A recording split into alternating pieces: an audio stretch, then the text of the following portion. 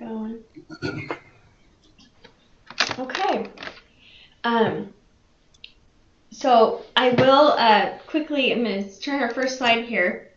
I wanted to start off by saying that Leslie Ehler, who is the graphic designer that I get the privilege of working with here at the University of Illinois, is attending a concert for her kindergartners this morning. And so she is on her way, but they got started late. Imagine that. And so she'll just kind of pop into the conversation here when she arrives. But I'd like to begin by introducing Sean. Sean is a graphic designer for the American Hereford Association, and he has been awesome getting to know him better. I think he's got a lot of fun tips and ideas for you guys, and has a fun sense of humor, and so I think you'll enjoy visiting with Sean here today. I also want to introduce you to Steve. Steve is the creative and web development director for the National Swine Registry, and I was fortunate to get to work with Steve for many years when I was at NSR, and he too is a lot of fun. I just feel like this is probably, no offense to any of our past speakers, but probably the most fun group of people we've been able to work with so far. They've really taken this job seriously. They've had several conversations and chats, and honestly, I think they've enjoyed getting to know each other better too, and that's what this is all about. So I'm going to turn it over to them to introduce themselves a little further and tell you a little bit more about what they do and the publications that they are working for. So with that, who wants to start? I'll start. I'm Sean Jersett, and I work here at American Hereford Association, doing all the design work, and I work in collaboration with another artist here, Bruce Huxall. But what we're going to do today is kind of give you some main tips on how to open up InDesign and open up a file correctly, talking about all kinds of different things, such as the facing pages, the number of pages as you just open it, and why it's important, especially in signatures, like if you're dealing with those and you're in close collaboration with your press. Stephen, also pipe in anytime you feel like you've got some. But what we've got is basically I'm going to show a basic opening and the process of making InDesign. A new, I guess, we'll just make a 4-pager. Make a 4-page deal. So let's see here. Well, real quick, let me introduce myself real quick. Yeah. Steve Weintraut. Like Jennifer said, the creative and web development director here at the National Swine Registry. The publication that I work on is the Seed Stock Edge. As a lot of you probably know, it's here at the NSR. We have for the hog breeds, the Yorkshire, the Hampshire, the Landrace, and the Duroc. That's what we deal with, and we put out our publication 9 times a year. So I deal, with the majority of the ad production, and then obviously the layout of the articles and anything else that does with that, and then any of the stuff that NSR puts out, print material wise or on the website. I have my hand in that, and also any of the if readers come to us with any like Borstud catalogs or any other promotional material, I have my hand in that also. So that just gives you a quick background of what I do. So, yeah. Sean, go ahead. Sorry. Okay, no, you're fine. All right, so what I'll do is I'm going to open up a new document, and we'll say 4 pages. But it's very important to click facing pages if you're dealing with a spread or whatever, and hopefully you guys know this, but some people don't. So we're just going to kind of cover all bases. So in a signature, you have a sheet of paper that is fed to the press, and that, depending on how it's folded and cut and I guess trimmed, they require different amounts of pages. So you want to make sure that you're printing on the right signature, and you know that from your press. Basically, we're going to go on a 4-page spread here, and we're going to show you some of the techniques in like threading text instead of just copying and pasting and doing your own text box. So we'll go ahead and open a new one, and this is a 4-pager, like I said, and I would start out by bringing open a text box. And in here, let's see, my text. And I'm just going to interject while Sean does this. The stuff that we're showing you today is this way we do things is all you will find out if you don't already know with Adobe stuff. There's 18 million ways to do everything. We found that the easiest for us. So if you have a different way or a better way, please either chime in and let people know, or you might find your own way that's a better way down the road. Right. We're just going to show you something basic just to kind of get you through. And what I've done here is I've made multiple text boxes, and I do not have enough text to flow through, so I will just paste and paste again. So basically, you've got your box here, and say down here you can see this red square, okay? Now this is a text thread, and when you're bringing your text into your document and you've got all of this, you know, all these things to do, all these different kinds of text and pictures and elements, you're going to want to make sure that you're, you know, keeping your text to wrap and flow evenly so that you can, you know, create paragraph styles, create paragraph or character styles and different things such as that. So what happens is you get this red box, and if you click that, then you go down to your next page, and I've already created this text box here. You just touch it, and it shows, or it overflows into it. So, and now we've got a complete deal. I don't think it's showing my text threads, but we will turn that on. But you can see how it's linking all the text, you know, so throughout. And then inside here, I also like to, you know, begin by creating paragraph styles. Like obviously this would be body copy. Paragraph styles is located over here in your dialog boxes off to your side in your tools. There's the styles, and there's character styles. Paragraph styles actually, you know, pertain to the entire paragraph and all the text in there. So you want to make sure that if you're going to do a bold word inside there, you don't want to apply a paragraph style. You want to create a character style. And that it's kind of nice because, like, say I want this one to be bold and, I don't know, maybe purple or something. And why you want to do styles, and the reason that we do styles is first of all, it's a time saver, because you can set up how you want to do something and apply it to multiple things quickly with a one click, so to speak. And also consistency, and especially in a publication for like Seedstock Edge, I can set up I have a style set up for my articles, so the body copy is always the same. Subheads are always the same if you set it up that way, and you can transfer it between different publications and articles, and that way you don't have to remember that body copy is always 10 point. You know, Garmin Pro at, you know, at this lighting, blah, blah, blah, blah. You just have to transfer that style, and you just have, it's a one click, and you know it's going to be right because it's always the same. It's a one click time saver, so you're not going to multiple palettes, going to the character palette and going click Garmin Pro, going down to the size, going 12 point, and then going, you know, changing the lighting and stuff like that. It's a one click, set up, done, just like he's showing you right now. Right, and that's exactly what you're doing. You're assigning style. Yeah, but by one click. You have object styles too, so you can do this with physical objects as far as color, shape, and stuff like that. I mean, as you get more in depth in InDesign, you can, you know, so like with object styles, you can apply a type style within the object style and stuff like that as you get more in depth into InDesign. Right, but notice that it doesn't apply it to the whole entire paragraph. Now, if I create this header here and I do it in paragraph styles, which I would because there's a hard return after this line, that's when you want to apply a paragraph style that'll work for that. Like this one, we'll just call it header. And then I make sure I check down here where it says based on, and that it's not based on anything else, because if it is based on, you know, another item, if you change the other item, it'll also change this. So that can work well if you're working in subheaders and things like that you want to, you know, keep consistent. But I don't use it very often. But I work also more in advertising or advertisements instead of editorial. But I do a lot of editorial as well. But so for editorial, what's nice with the styles too is you could come back later and you find out, well, hey, I decide I want this subhead at 10 point instead of 12 point.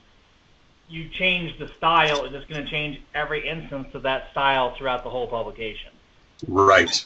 So you don't have to go back and physically find every instance you use that style and changed it. It's going to change it throughout the whole thing, so you only have to change it in one spot. Yes. Yeah. All right. So one other thing I wanted to show you, and this is as you're setting it up, you want to set up your margins and your bleeds, and you're customizing your workspace. And that's kind of what we're doing here. We're customizing. We're trying to figure out what we're going to do with all this text and how we're going to make it look.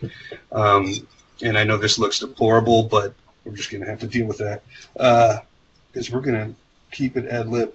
Now, so we're going to go into units and increments, and the reason why I choose picas over inches, and I think Stephen's the same way. But like Stephen said, to each their own. Everyone's going to have a different way. But I choose picas and use them because of the increments, and they're so small, where you can just use your arrow keys to go up and scale things. So, for instance, if I were to create a box here, and we'll give it a fill. Now this... You could go way back to the old newspapers. If you don't know, familiar what pica is, it's a measurement that started with the newspapers. Right. So I don't know what it really started from or where it comes from, but that's where it comes from. It's a great word. I even call my daughter a little pica. So... Yeah. So... Yes. Okay, so if I were to, I don't know, put something in here, we could also make it wrap around, make the text wrap around, but that's not where we're going yet. So to demonstrate why I like the picas, we'll just kind of go over up to the top where you got your width and your height, and I make sure that, say if I just want to change the width, I turn off the link so it doesn't link them together. So now I'm going to make it a little wider. And I can just go one at a time, or by holding shift and hitting up arrows, it goes even faster. So you got the low, and it goes faster. Now, if we had our units and increments set up as inches, you'll see how drastically that changes. I'll go ahead and change that. And where I did that was up in InDesign and then preferences and units and increments. So we'll change that. And I will show you the same exact technique, and I'm just hitting up. It's going in a much larger increment. So, and it's a little bit harder to figure out the point system on picas, but because it's got a P in there. But I think it works best for me, just because it's so specified. We'll delete that, and that's units and increments. Now, if you want to switch back to the other and do master pages, can you do that, Stephen? Are you available to do that, or should I just continue? No, I can do that. Hold on one second here. Awesome.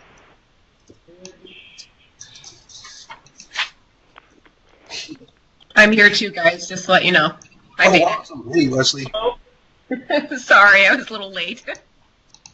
Oh, it's good. You're good. Okay, hopefully everybody can see my monitor now. And I'm going to talk about master pages here real quick. And what master pages are, let me go back to my one screen. And real quick, talking about customizing of your workspace here. You can see I have a whole bunch of different workspaces I can choose from. Depending on what I'm doing here. I have one set up for my one screen. I have actually 3 monitors I work off. Some people do have more, some people have less. But on the pages palette here, right here, let me actually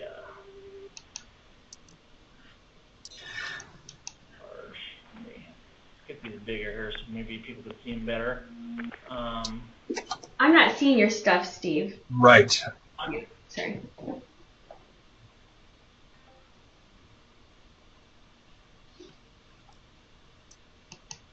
Oh, one other thing about master pages is when you're setting that up, make sure you've got it set up, and he'll show you the bleed. Can you see me now, Jennifer? Yep. Yep, looks great.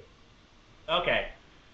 Right here on your pages palette, this is where obviously we have 2, 3, 4, and 5 of the pages, and up here at the top, these are your master pages here.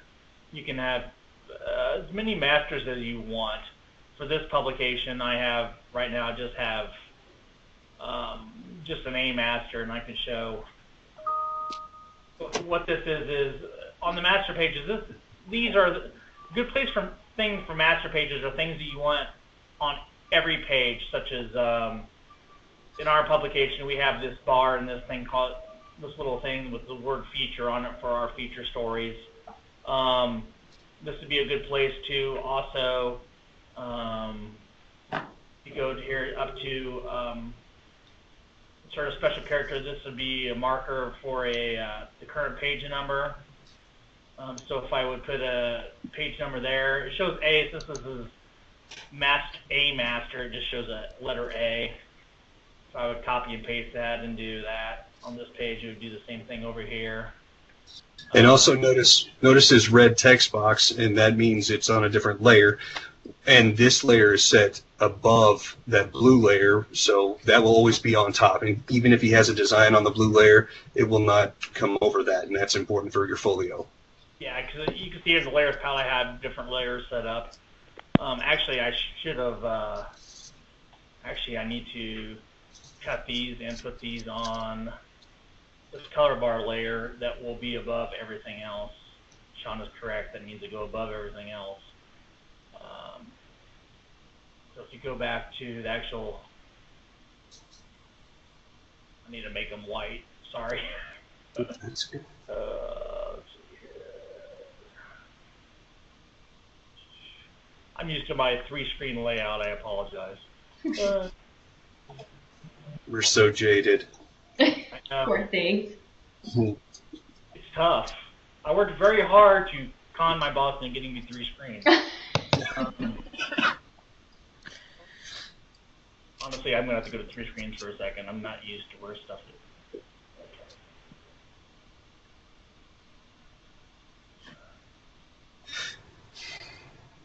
So we've covered text threading. Now we can go look at it again. Okay, now you can see the numbers down here. Come on, back to where we are. Okay, there we go. So there we go. So, well, you get the point. But master pages are great for that. Now, publications, and where it really comes into play good is, especially when I'm laying out the whole magazine, I'll have an A master that'll have the black numbers, and I'll have a B master that'll have the white numbers. Mm-hmm. And so pages I have dark advertising on, I'll make B masters that automatically have the white numbers, and obviously the A masters will have the black numbers, and you can just drag the A masters on the pages you want the white numbers, and the B masters on the page you want the black numbers. So all I would have to do to make a B master is take these and drag them on here. Down here, this icon where you create a new page, and it makes a copy of them. You can do what you want to them, and it just makes a B master based on the A master. So you're basically making a copy and just with minor changes. Right. So, I mean, nothing too complicated, but, I mean, master pages are cool because things that don't change, you don't have to keep copy and pasting to a new page every time you make a new page. But if you would like, for your normal pages also, like, let's say I want to take this page and make an exact copy of it, instead of, like, making a new page, making a new blank page here. Making a new blank page here, and then going to this page, selecting all this stuff, copying it, going back to this page, pasting it here. All you'd have to do, honestly, is take this and just drag it there. It makes an exact copy of that page. Also, a lot of times I'll do that for 2-page ads for stuff instead of going to the problem making a master, since it's just a 2-page. But other master page things that are good for are let me open up especially if you're in magazine production.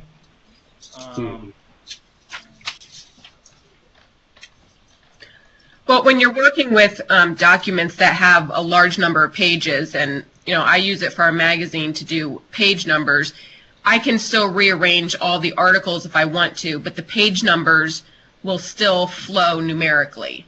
So I don't have to worry about, oh no, I put page 13 on this layout and now I moved it and it's page 26. With the master pages, it doesn't matter. It's going to know the correct number order to put them in, so it will automatically change that for you. And that's the nice thing about InDesign too, especially InDesign became really great when you can place the InDesign file in an InDesign file.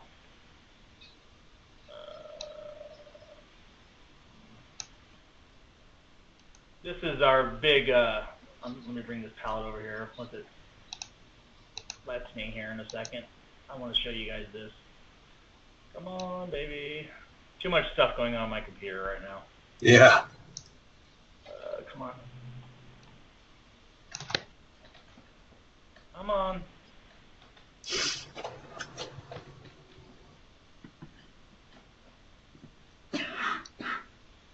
Okay, there we go. Let me turn off thumbnails, panel options. Okay, that makes a lot simpler. Okay, this is our big March issue. And if everybody can see, this is exactly what she just talked about. These are color-coded in 16-page runs, so getting back to what Sean was talking about with runs. So what we just talked about with moving stuff around, like if I want to move this run to, right now it's 51 through 66, but okay, we decided we wanted this run to go after this black and white run. Well, all we have to do is select those pages and move those pages. And now they're pages 75 through 90. The pages have moved, but the numbers have rearranged themselves. So that's the cool thing on the Pages palette.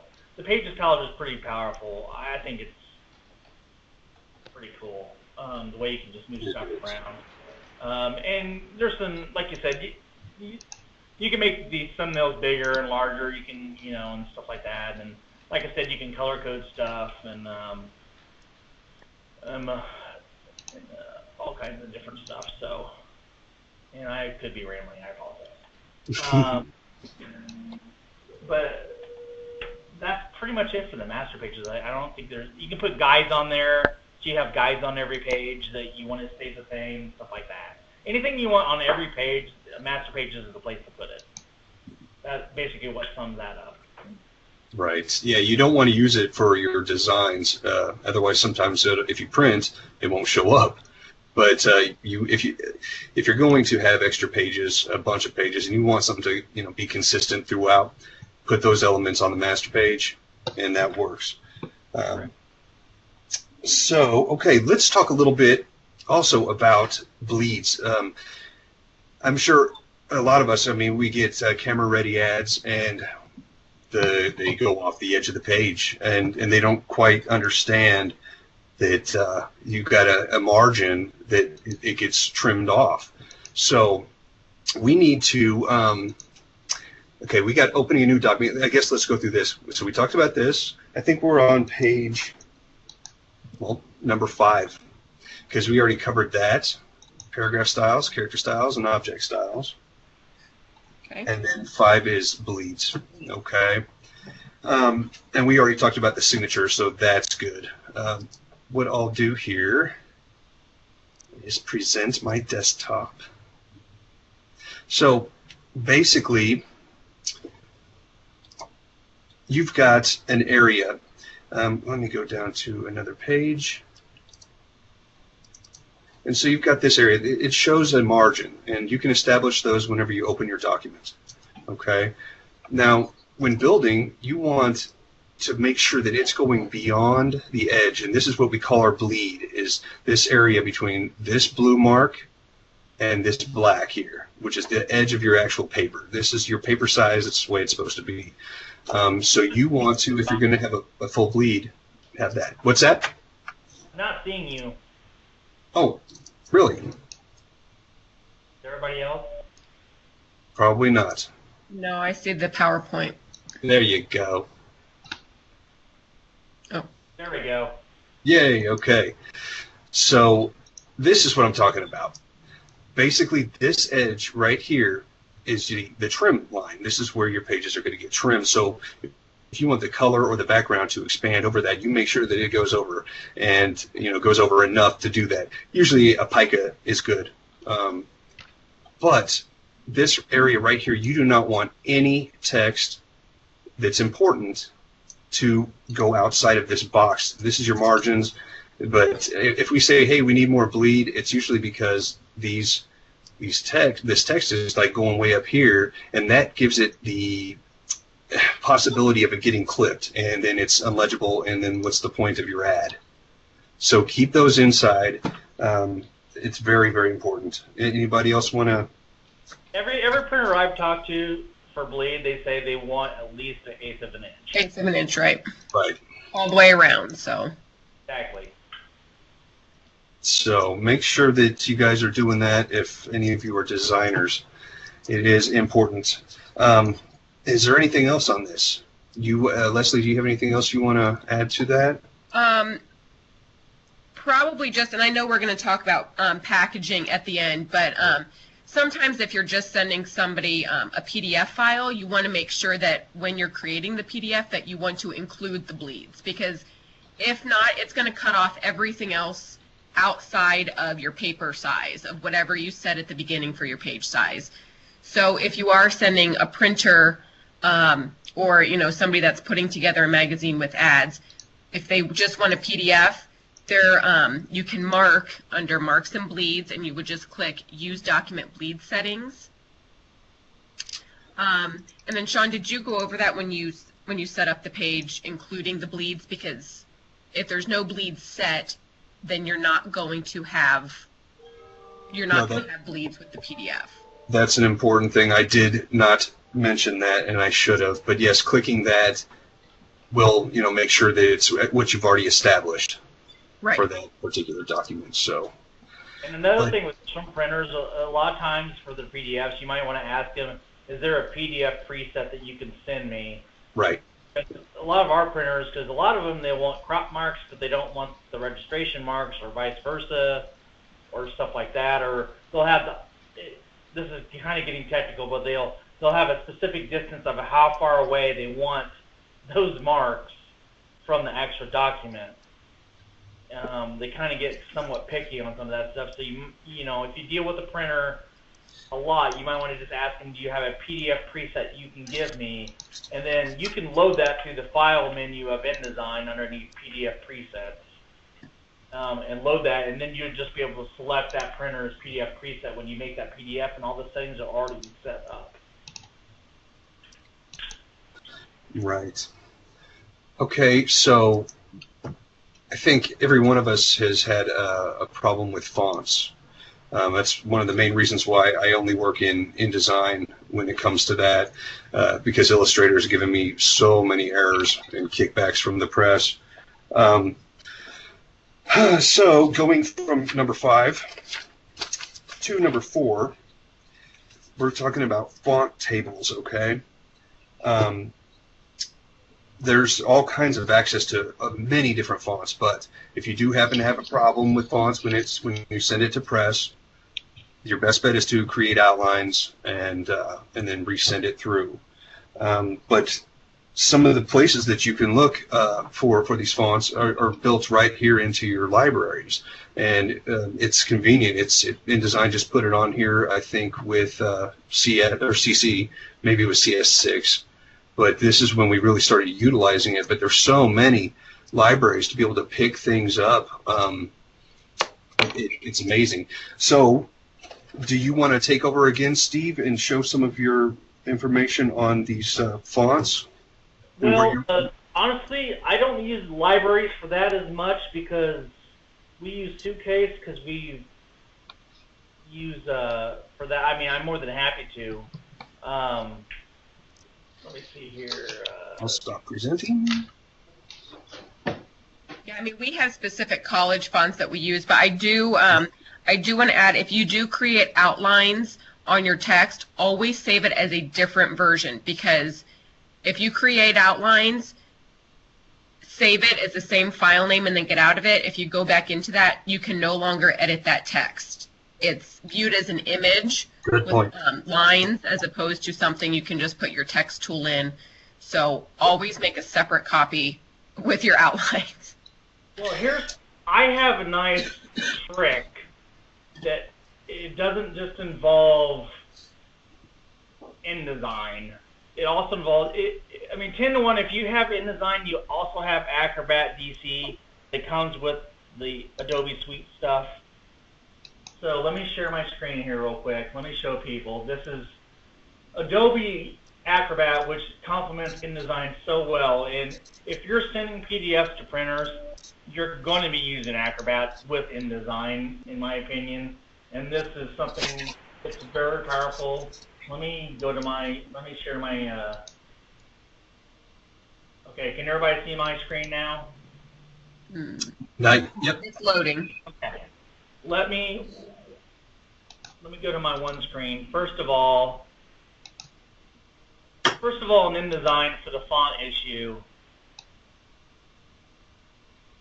let me close that, so I gotta get to up here. Okay. Where is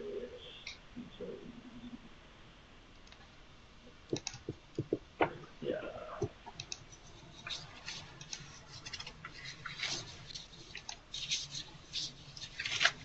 Looking for the yeah. InDesign has this pre-flight thing too. This might help some people check for errors on type. So just doing the basic working. If you have something that's funky, you can play with it. But InDesign might be able to tell you if you have something that's not going to work from the get-go. That's one place you can go. But then let's say let me PDF this real quick.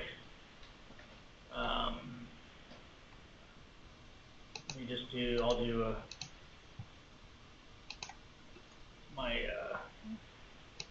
real quick here. It shouldn't take that long.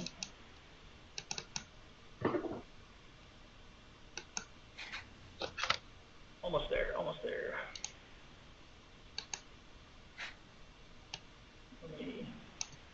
Okay, can everybody see this in Acrobat? Yes. And once you pull this up in Acrobat,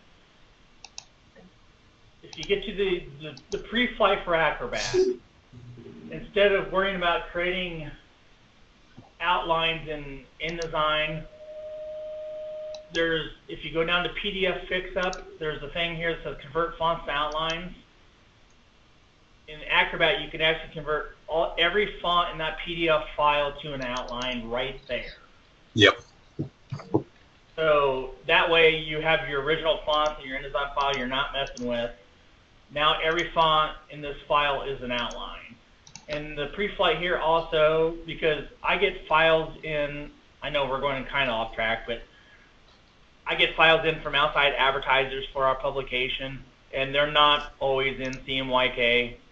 And this is, so at the end, when the magazine, after I do my final PDF, this is a place too where I can make sure, by converting to CMYK only, I can make sure every file in my PDF is a CMYK file. So this is another powerful tool that you can use to make sure that your file is ready for your printer and does not have any problems. So that's pretty cool. Now, as far as what Sean was talking about with the type stuff,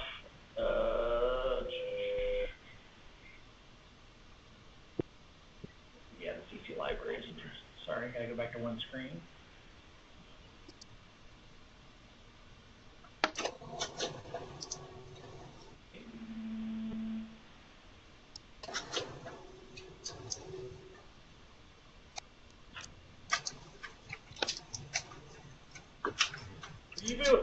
Sean, you're more used to it than I am. Would you be able to talk more about that? About what's this? The type library stuff for the Adobe, because I use Suitcase more than I use the Adobe stuff right now because I'm so used to that. Yeah, cooler. let's see. I mean, that's for colors.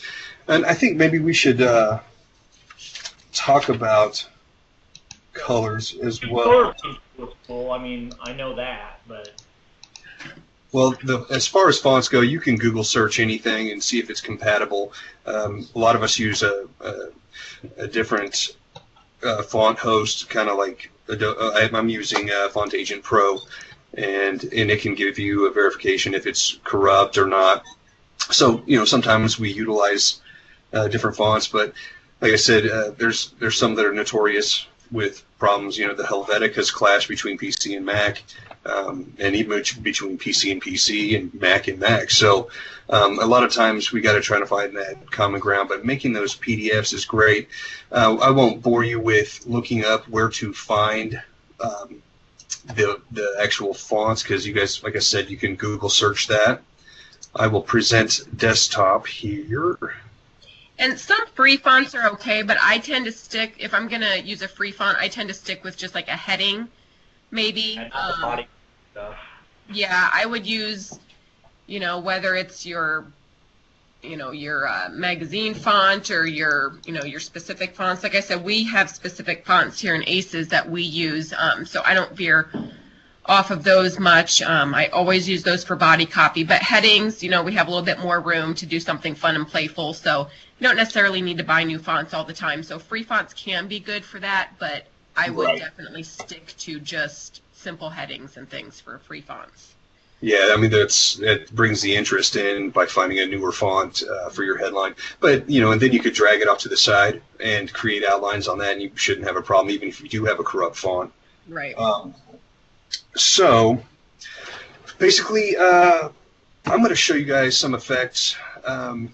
Say this is a little tip here that we'll do. As I build a box, I think everyone knows that you can, actually I better do this first. Sorry about that. I need to make sure that this is on color. Okay. Boom. Has to be a color. And one of the nice things about this, the new CC, is, I mean, you're able to take colors that you've been using in Photoshop or Illustrator, and it all saves in your library, so you get a plethora of different colors that you've created. So that's a unique thing. So basically, say you're going to build a text box here. I want to make sure that I've got a color established on that, and it doesn't look like it wants to cooperate. Strange. The color sometimes goes down. Yeah, it's a strange deal. I don't know. Okay, we'll try it anyway. We're going to open this. Okay, say I'm holding. I'm still holding and creating a box. Okay, and if by hitting the arrows, if you hit up, now I've just created 2. I don't know if you guys can see that. Mm-hmm. Okay, 3, and then by going left and right, you can create more columns. Okay. So now I've established this. I'm going to go ahead and give it a color. So that's just one little trick, and that's just using the arrows and yeah. So, and if you wanted to keep the properties completely even and symmetrical, you would hold Shift, obviously.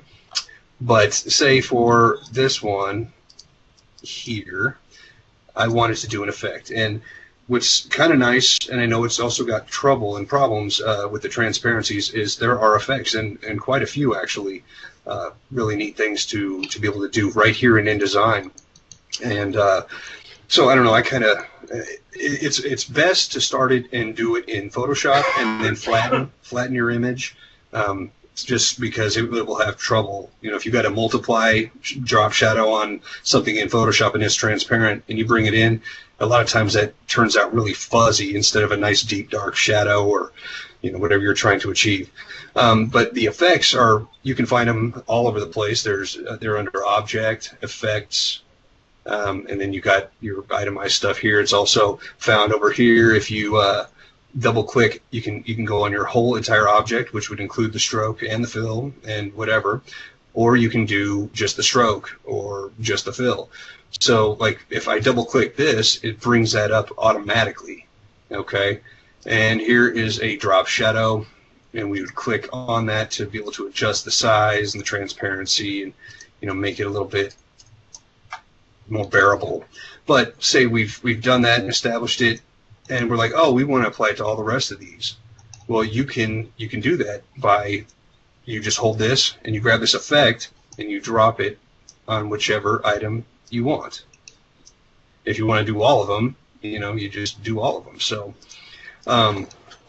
it's just one of those neat things. I found that out myself. I didn't even know that that was a deal. You could just grab the effects over here, the FX, and just drop it on anything.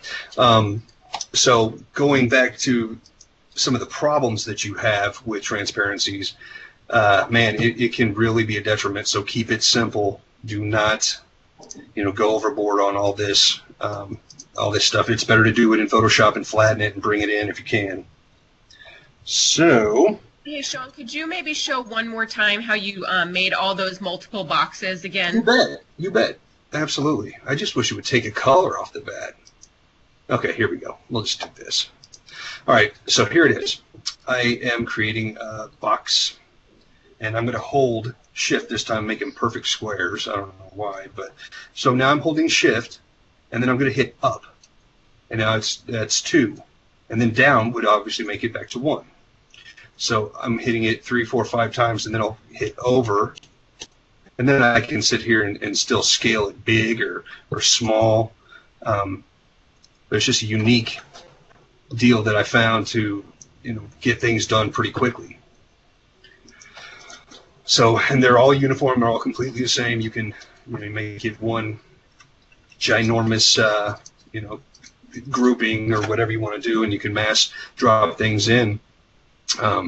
Usually, that's kind of what I like to do too, is drop in multiple things into boxes like this. And if I had a list of pictures that wouldn't degrade our broadcast here, I would do that, but I didn't prepare that, so I'm sure it would be really slow and glitchy, and so we'll skip that. Oh, as far as these fonts, a lot of, or I'm sorry, not fonts, colors. If you look over here, you'll see registration black, okay? That is not for us, really. That is more for the crop marks and things that the press would use. Do not use registration black when you're making your fonts. Definitely not. And do not use it for your artwork. Just use regular black. And as far as the deep black that we all use, we all have different formulas for whatever works best with our press. I use, for instance, 65, 53, 51, 100, CMYK, and that's our deep black. It's something you do not want to use on something as intricate as a font. So only use that in design in an actual objects instead of fonts. That's a big deal, big no-no, because you're trying to register 4 different colors. It will look bad. So only use black for your copy if you're going to use black, and keep that deep black for design objects. Let's see. Colors, Sean, did you guys go over like importing like swatches, or how you can load like paragraph and character styles, and how you can load all of that kind of stuff if you have? Let's do that. Let's go ahead and do that real quick. Okay. Say I wanted to. I have some libraries that it automatically saves to the web. As you create libraries, I don't know if anybody does that. I do it for multiple magazines, and I'll just make minor alterations to it so that I have a master page set, and I can just simply drop things, elements from that magazine into it, or that, what's it called? Directory is usually what it is. So like this element, this is something that I did earlier this year, and it's always there on tap. And I've got multiples of those. Let's see here. It should be. You can load all your styles. You can load from another file. From another thing, right? You can go. What is it? Sort of like paragraph styles and say load styles. Yeah. Oh, you just want to do that? Okay. Swatches, paragraph, character styles, any of those. Right. So you could go to another document and you say load paragraph styles from you know, a different document that you've been working on. Let's I see. load hours from one magazine issue to the next because Exactly. since I use basically, you know, the same, especially for body text and, you know, things that are italicized, quotes, things like that. I load them in from one issue to the next. Sure.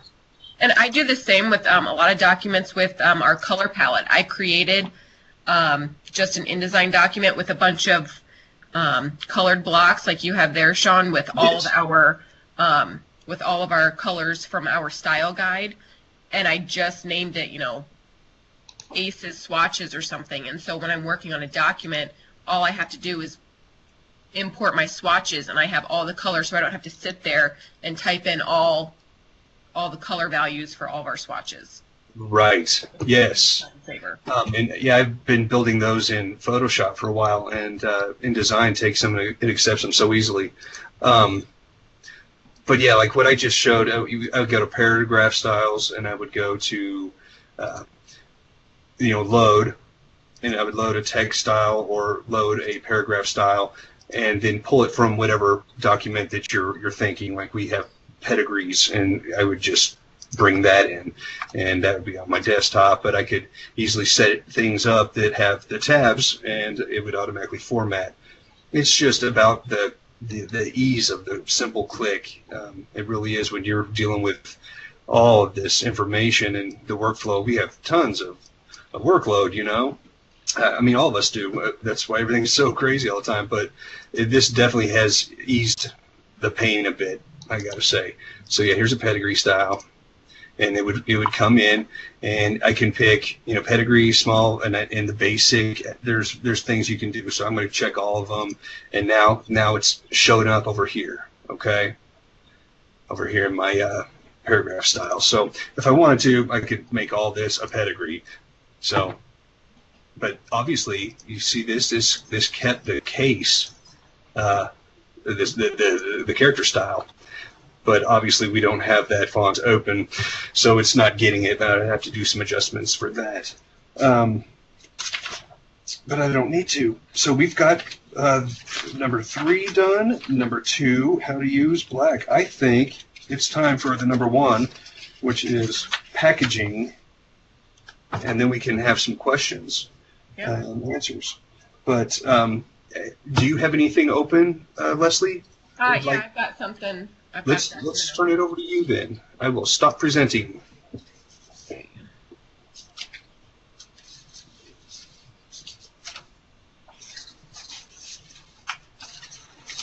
everybody see my desktop? Yeah. Yes. Okay. So here's just, you know, 5-page article. So this is really important when you're either packaging something to send to a printer, or if you are sharing documents with somebody else, whether it be in your office or remotely, or using a file share site like we use Box here.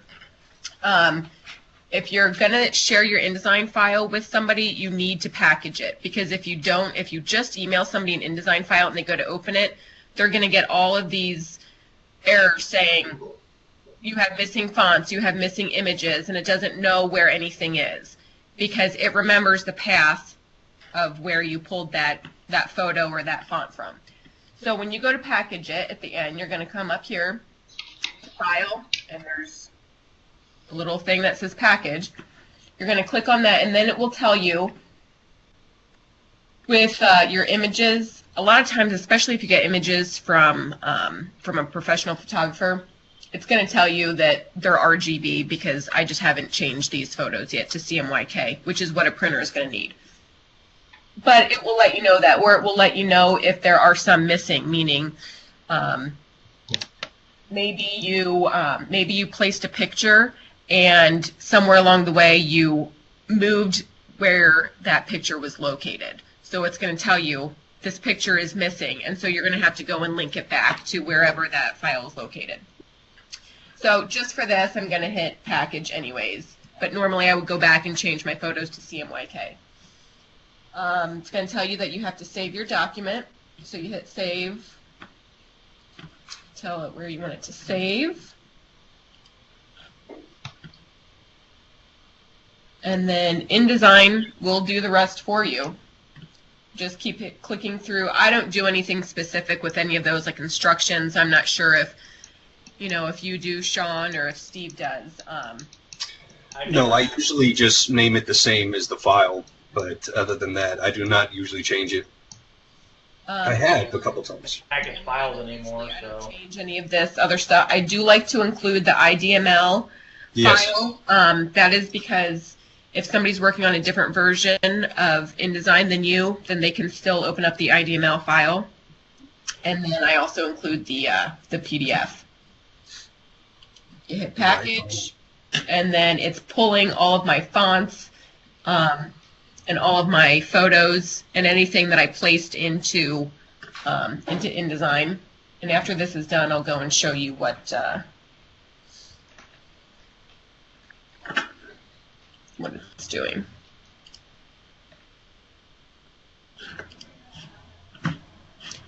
Okay, so here is the folder right here, and you can see it's got my IDML, my InDesign, my PDF files that it created for me. It's got all my document fonts, everything that I've used.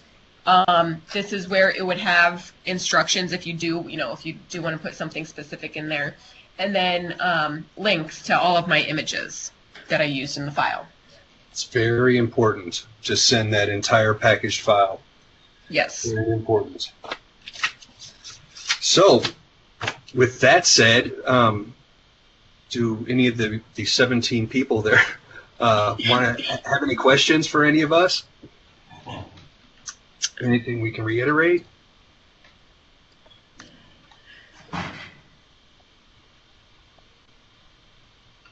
You can just hit that little box over here. Okay.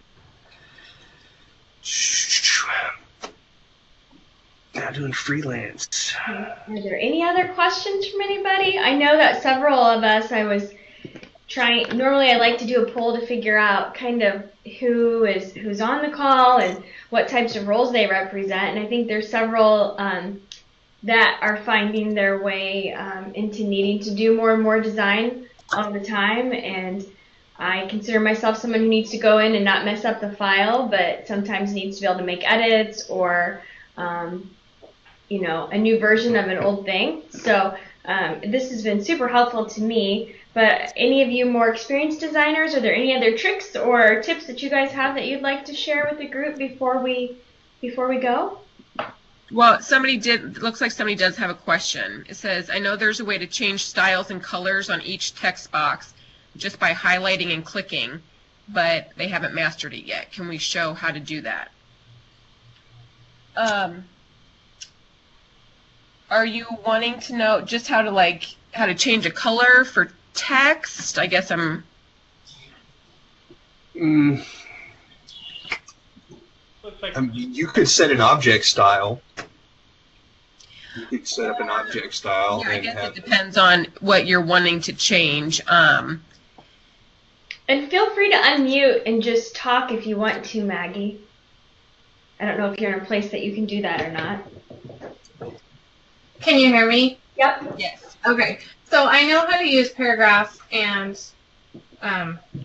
character styles, but I think there's a way, and maybe it's just with the color, but if there's a box and it's almost like you can click on one and then hit all your other boxes and it automatically changes without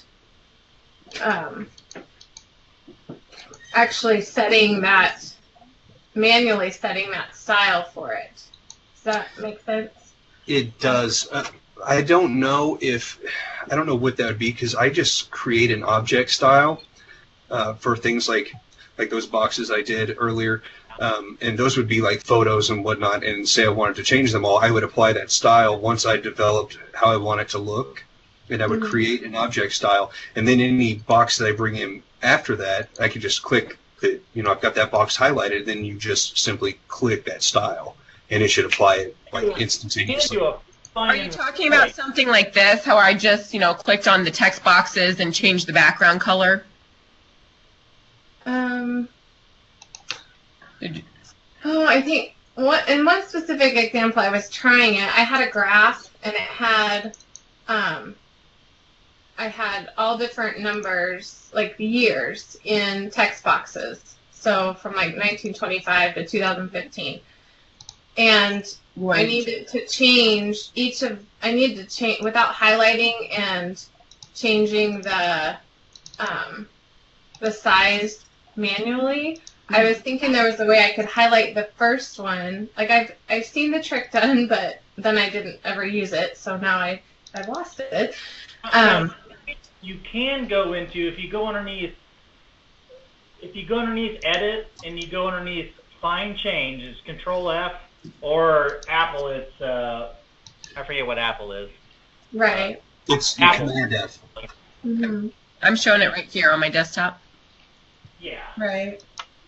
Go there. There's once you click on that, now that obviously you can do text, but then there's also Objects. Yep. objects. So you could. You have to tell it the specific formatting you want it to find, and then tell it the specific formatting you want it to change into. That's the only other thing off the top of my head I can think of. Yeah, fine change is very, very key. Other than just, just like selecting multiple things, holding down your shift key and, selecting a bunch of things. Mm-hmm. And then, changing the color of the text or something like that. So are you actually talking about taking your text box and you were making a graph, you said, and you wanted some of the background to change to do other things? Is that what I'm saying? Yeah, actually the number. So when I put the graph up, my fonts were a certain size, 12 point or whatever, and then having to move things around and decide, okay, now I want it to be 10 point. And I'm pretty sure there's a way that I can change that. And maybe it's with styles. Like if I need to edit my style to 10, and then I can just click on each box and it automatically does it without actually highlighting everything. That's exactly right. And if it's, like I said, in the line and you don't want to change everything else and it's just your numbers, you can define that. But you want to do it in character styles, yes. Okay. All right. So then, yes, but just make sure you establish your first one, because it won't apply if you thought about it later. But that's where, as you're building your document and you open it up, that's where getting everything set up for you is very, very key. But yeah, applying that stuff, just getting it ready that'll help a lot. But you should be able to change that just like by redefining the style. That's you got that option. You just redefine style to your new format. Okay, we also have a question. Is it important to change photos you pull into CMYK TIFF, or can you pull in RGB JPEG files if you're going on a press? Honestly, in my experience, it depends on the printer. If I have RGB files in a photo in a file that I send to a printer, a lot of times they will come back to me and say, these are RGB, either we can convert them to CMYK for you, or you can, because the press is going to run CMYK unless you're doing, a 5-color job, or if you're using, like Pantone colors or something like that, or if you're doing digital. So they will look slightly different from an RGB to a CMYK. Yeah, I guess in my opinion, it just depends on. I mean, if you're doing like a magazine where it's about a book of photography, obviously, you're going to want to make sure that you don't have a color shift when you do that. But like I just showed the Acrobat saying, if a slight color shift is not a big issue, that's one option. You can go in and do that yourself and take a look at it. We don't worry about it as much with us because we do get a lot of RGB stuff in. So, and we don't even worry about having it as TIFF so much. The thing with JPEG is obviously it's a loss compression. Yep, it's a lossy file.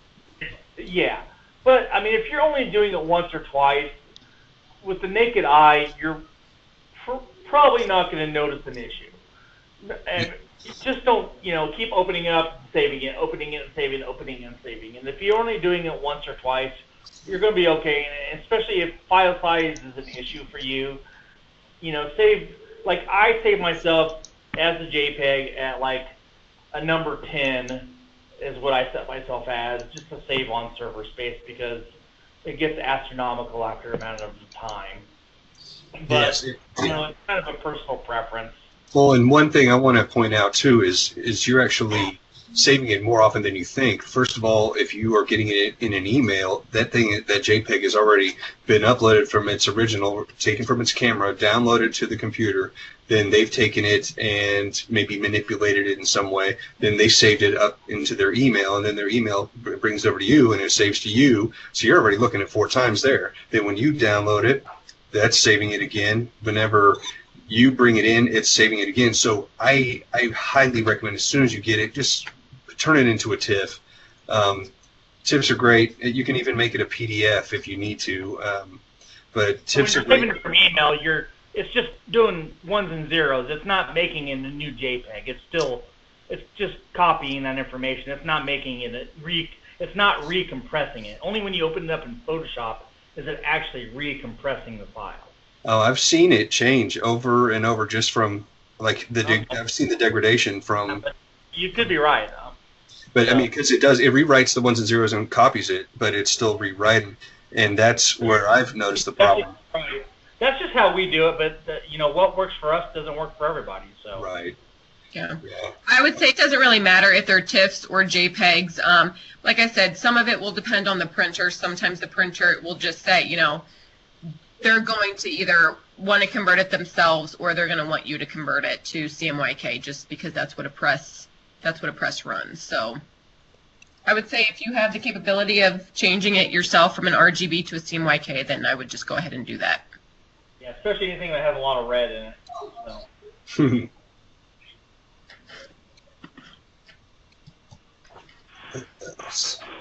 Any other questions? Well, I just want to give you guys a big thanks. I know that you've put a lot of time into this, and I appreciate you thinking through these ideas and sharing your expertise with us. And I hope that we can engage you in future chats as well. And so I appreciate everybody for sticking with us. I know we went a little bit long today, but hopefully you found it helpful. And if you guys have any other ideas or suggestions for design discussions that you would like to have, or any discussions, please don't hesitate to let me know. And again, we look forward to talking to you during our next chat. And thanks again, Leslie and Sean and Steve. Have a great day. Thanks. Thanks, guys. Thank you.